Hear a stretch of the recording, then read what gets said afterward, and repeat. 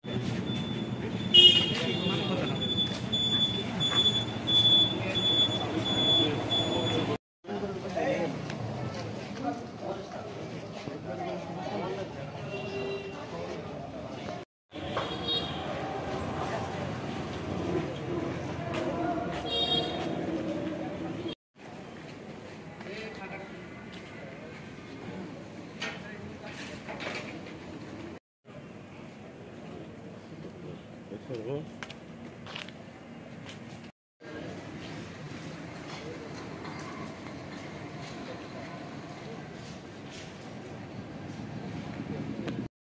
50 মাসের যে বকেয়া বেতন এবং আমাদের রাজস্বকরণ যে প্রক্রিয়াধীন রয়েছে দীর্ঘ 5 বছর ধরে, তো এইটা দ্রুত সম্পন্ন করার জন্য আমরা আজকে দাবি জানাচ্ছি।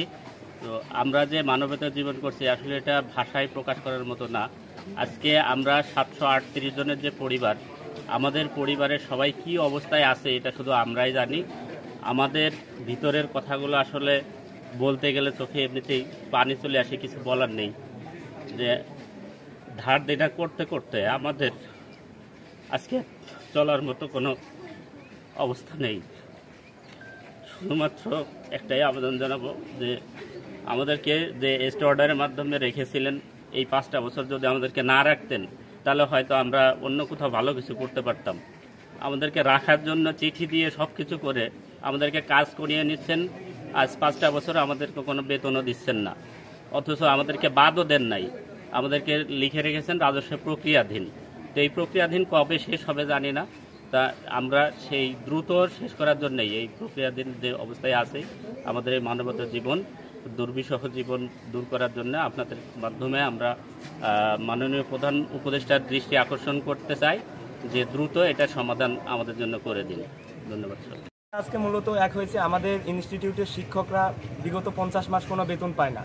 তো আমরা মূলত চাচ্ছি যে আমাদের শিক্ষকদের খুব দ্রুত বেতন দেওয়া হোক এবং তাদেরকে রাজস্বকরণ করে ক্লাসে ফেরত পাঠানো হোক, যাতে আমরা হাস্যোজ্জ্বল মুখে ক্লাস করতে পারি, আর তারাও যেন ভালো থাকে, আনন্দের সহিত আমাদের ক্লাস নিতে পারে। আমরা এই আশায় ব্যক্ত করতেছি। প্রধান উপদেষ্টার নিকট আমাদের দৃষ্টি আকর্ষণ যে আপনারা খুব দ্রুত এটার একটা ব্যবস্থা গ্রহণ করুন এবং আমাদের শিক্ষকদের একটা ভালো সংবাদ দিন, এই আশা করি ইনশাআল্লাহ। বলেন। সবাইকে ধন্যবাদ জানাচ্ছি আমাদের পাশে। আমরা বিশেষ করে মানবতার জীবনের একবারে অন্তিম পর্যায়ে পৌঁছে গেছি। আমরা দীর্ঘ 50 মাস বেতনবিহীন অবস্থায় আছি। আমরা ক্লাস নিচ্ছি, আমরা পরীক্ষা নিচ্ছি, আমরা আমাদের পুরো জীবনটা, আমাদের তারুণ্যটা আমরা এখানে দিচ্ছি।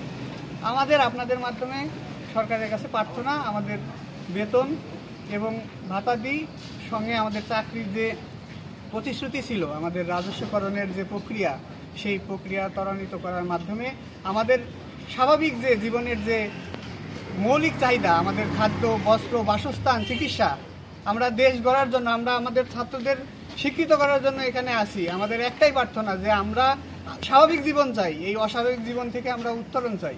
আমরা আমাদের দীর্ঘ 50 মাসের বেতন চাই। আমরা আমাদের চাকরির যে প্রক্রিয়া, রাজস্বকরণ প্রক্রিয়া, সেটা দ্রুত বাস্তবায়ন চাই।